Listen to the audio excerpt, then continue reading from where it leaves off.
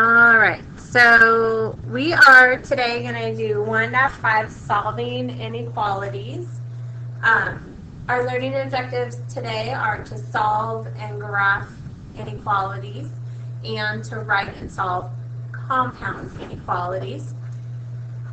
Don't write this down, but this is good to know which direction we're going in.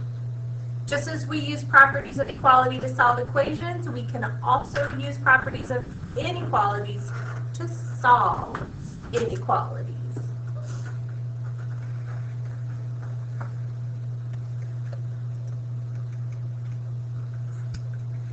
So there are 4 different things we can graph when we're graphing inequalities. And I found it notable enough that I want you guys to have that written down. So make sure that you write this down. So the inequality is here. It's x greater than 4. So write that down in words. X is greater than 4.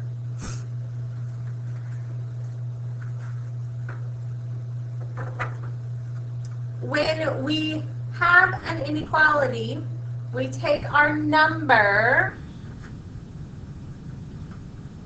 we put a circle at that number, so I'm going to put a circle at 4, and I want all the numbers that are greater than 4.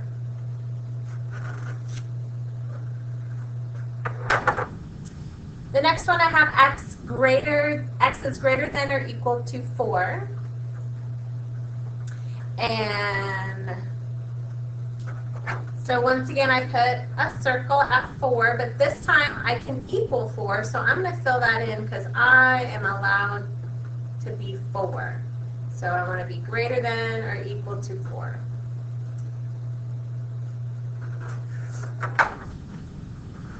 The next one is x is less than 4. So I'm going to put an open circle on 4 because I can't equal 4 to that. So I have to leave that circle open, and I want all the values that are less than 4.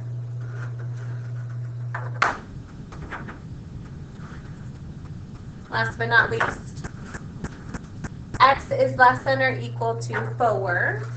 So I put a closed circle at 4 because I can equal 4, and I'm going to highlight all the values off until negative infinity that are less than or equal to 4.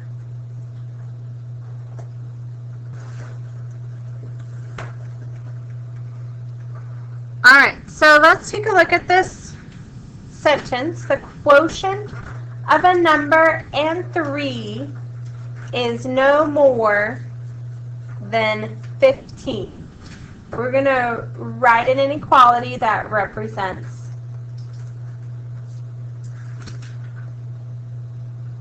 So go ahead and take a moment, write it down on your paper. It's okay if you write it down and get it wrong. You just cross it out and write the correct one. So there's no risk. It's your own notes. So go ahead and write down the sentence. The quotient of a number and 3 is no more than 15. And then write the inequality that represents the sentence. Okay, so I chose to use a fraction and write it as x over 3, so x divided by 3, is less than or equal to 15. So please relate how no more than is the same as less than or equal to. So if you have to circle that and arrow it back up to this one, actually let's do that together.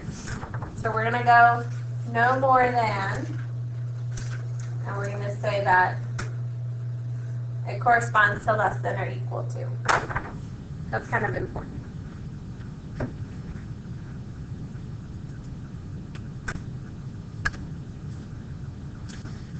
Okay, the solutions of an inequality are the numbers that make it true. The properties you use for solving inequalities are similar to properties you use for solving equations. That was our essential understanding. We're just repeating it here. However, when you multiply, and I need you guys to write down what's highlighted in green, when you multiply or divide each side of an inequality by a negative number, you must reverse the inequality symbol. That is the difference between solving an inequality and solving an equation. It's reversing the inequality symbol when you multiply or divide by a negative. Okay, so along with this highlighted green item, go ahead and put what is the solution of negative parenthesis x plus 9 plus 5 is greater than or equal to 3, and we're going to graph that solution, so we're going to need a number line for that. So I'm going to first distribute. If you look at my order, my solving equation steps, the first step is to distribute. So negative 2 times x is negative 2x, and negative 2 times positive 9 is negative 18.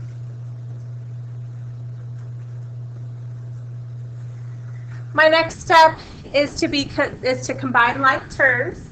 So in this situation, my minus 18 and my plus 5 are my like terms, and that gives us negative 13.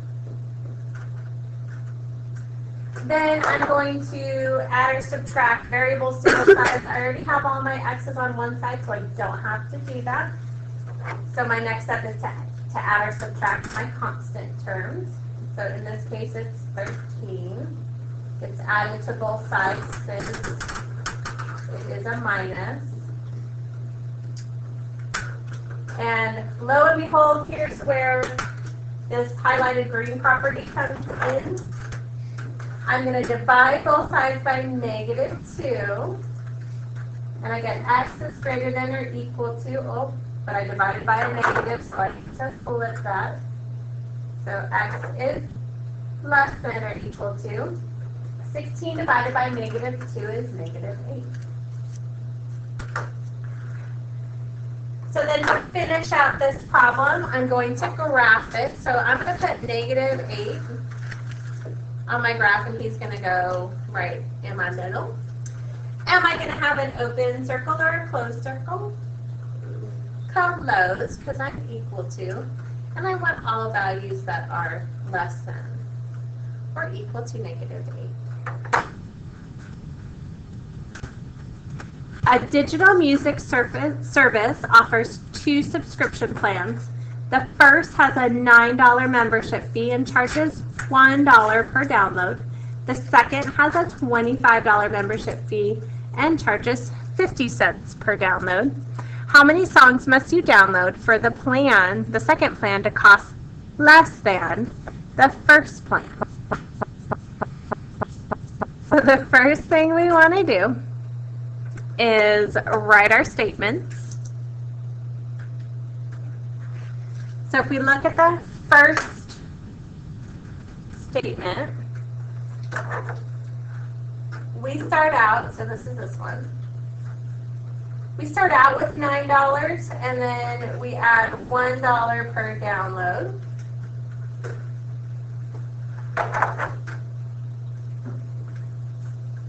The second one starts out at $25, and then it's 50 cents per download, and I'm letting D represent download.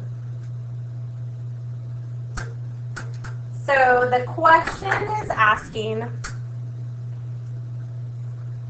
how many songs must you download for the second plan, that's this black one,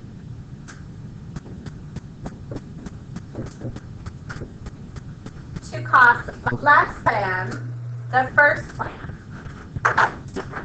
And that's this one.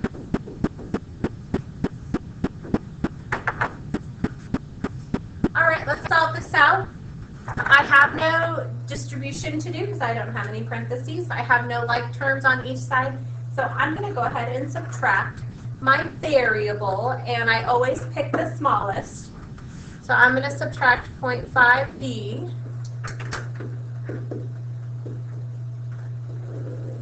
And I get 25 is less than 9 plus 0.5d, because 1 minus 0.5 is 0.5. And then I'm going to subtract my constant from both sides, my non-variable. And then I'm going to get 0.5d on the right-hand side. And I'm at 25 minus 9 is 16. And then I'm going to divide both sides by 0.5.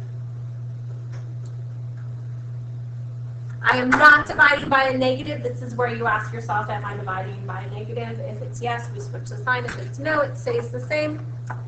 And we get 16 divided by 0.5 is 32.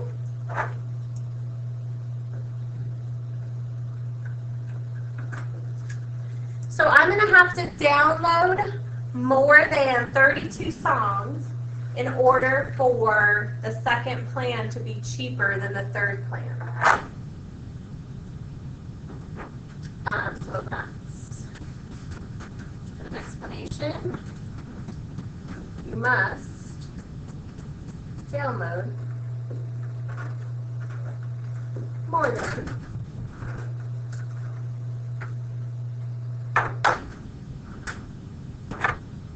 32 songs.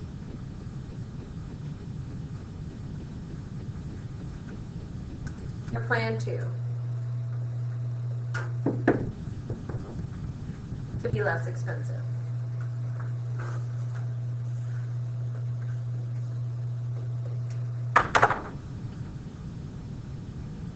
Alrighty.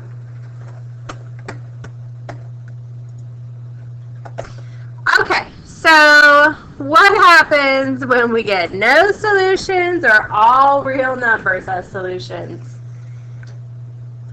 I found 2 scenarios where that happened. So the question is the inequality always, sometimes, or never true? So we're going to solve this first inequality, and we're going to get to see, it's going to be always, sometimes, or never. I found 3 scenarios. This is classic. So you guys can see what they look like when it's no solution or the all real numbers are solutions. So the first thing I'm going to do is I'm going to distribute this -2.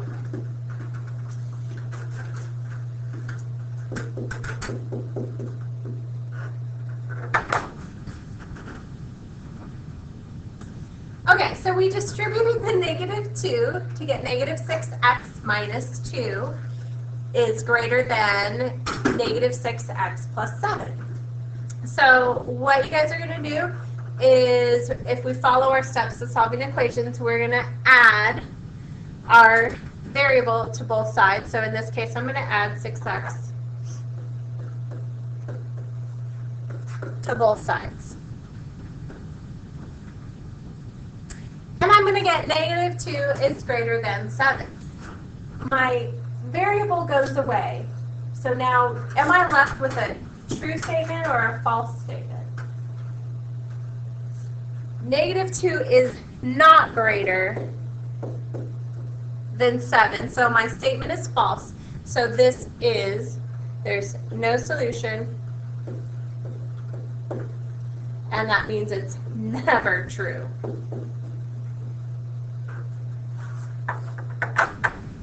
No solution, never.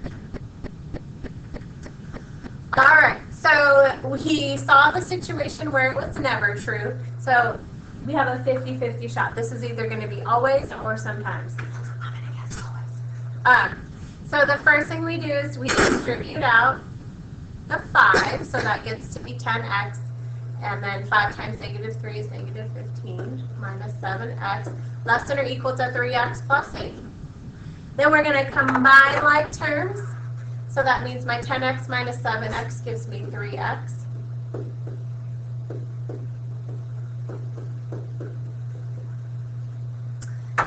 And then I'm going to subtract out the 3x, because that's my variable. And I get -15 is less than or equal to 8. So is this a true statement or a false statement? This is true. So this is actually always true. It doesn't matter what value we pick for x. This statement will always be true. 1. All right, so we're going to take a look at this inequality. The first thing we're going to do is distribute out our parentheses, and we get 8x minus 12 is less than 8x plus 8. Oh, it's not sometimes. It's not going to be a sometimes. We're going to subtract out the 8x. And we get negative 12 is less than 8.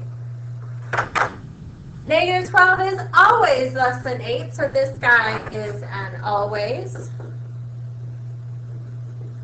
If you want to see a sometimes, this is a situation where it is a sometimes true, because for these x values, not true, but for anything less than 8, or sorry, less than or equal to negative 8, it is true.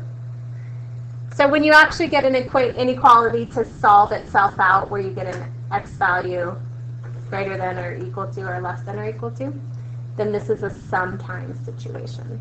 So if you want to go back to this problem and put sometimes to identify it, that would be fine.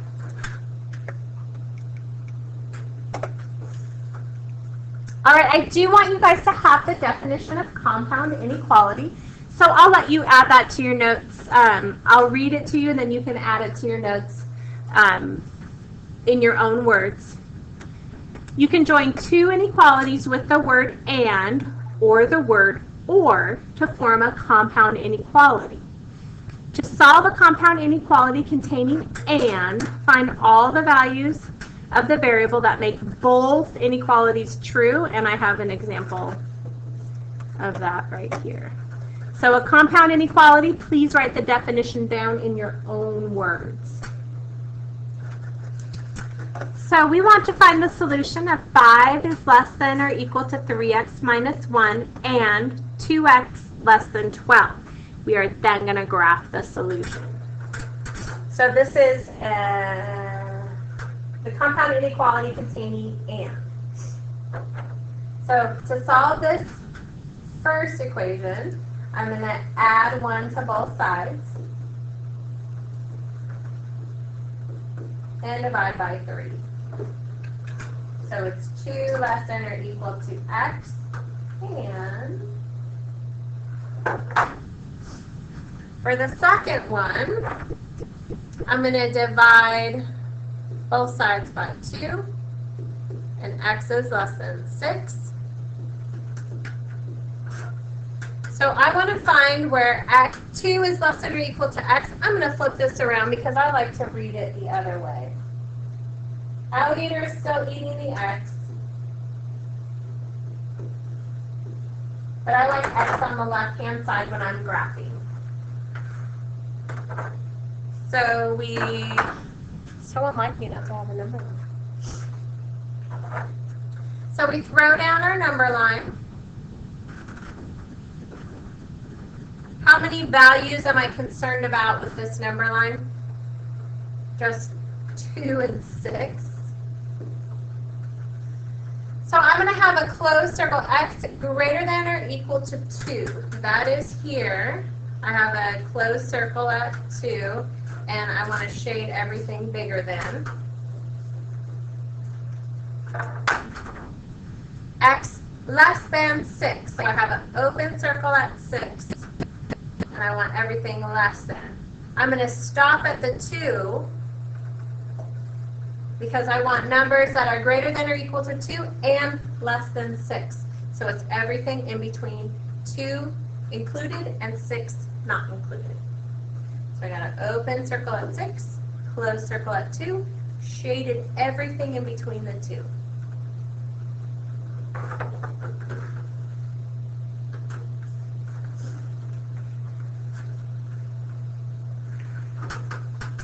All right, you can collapse a compound and inequality like x less than 5 is less than x plus 1 and x plus 1 is less than 13 into a simpler form where you have the x minus 1 in the middle, the 5 on the left, and the 13 on the right, both less than lessons. And you read that as x plus 1 is greater than x plus 1 is greater than 5 and less than 13. So you can combine those together. And then when you subtract 1 to solve it out, you subtract 1 from 3 different places: the left, the middle, and the right. All right, to solve a compound inequality containing OR, find all values of the variable that make at least one of the inequalities true. So everything that is a solution to 1 is a solution to the whole statement. All right, so let me show you an example. What is the solution of each compound inequality? Graph the solution. So I have a number line for each one. So the first one, I have to solve this one for W, and then I'll go ahead and solve the second one for W. I'm going to subtract 3 from both sides. 11 minus 3 is 8. Divide by 7. W is greater than 8/7. And then this one, I add 1. And I get 4W is greater than -12. Divide both sides by 4. And I get W is less than -3. So on my number line, I'm going to graph both of those things. And the solution to each one is a solution. So W greater than 8/7. This is equal to 1 and 1/7. So if I have on my number line, let's put -3 here, -2, -1, 0, 1, 2.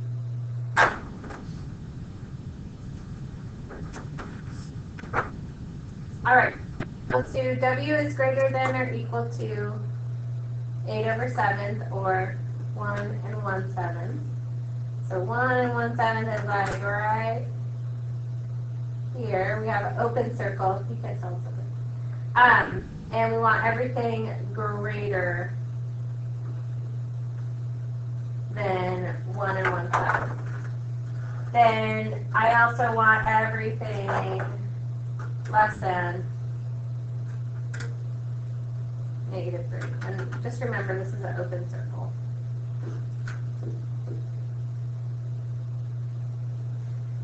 So anything less than -3 or greater than 1 and 1/7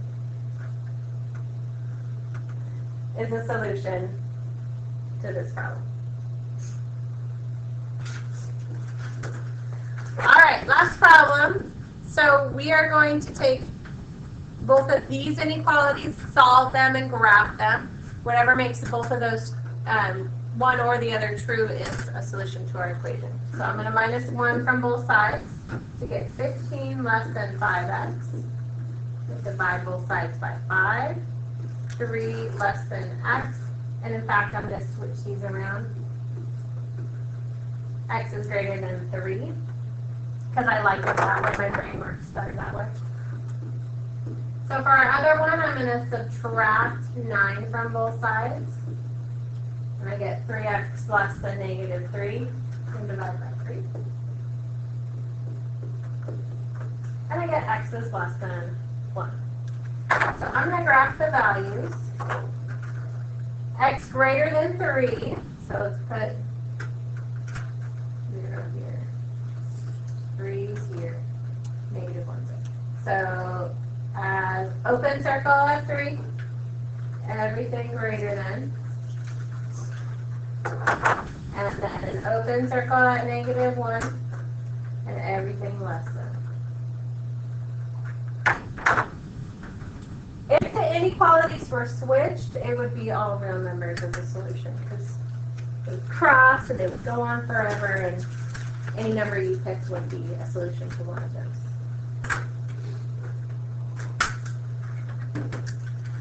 All right, take a couple minutes and write a summary of what we learned today. You can hold off on doing this if you'd like to do the practice and the quiz before you summarize your learning experience. And that's it for 1-5.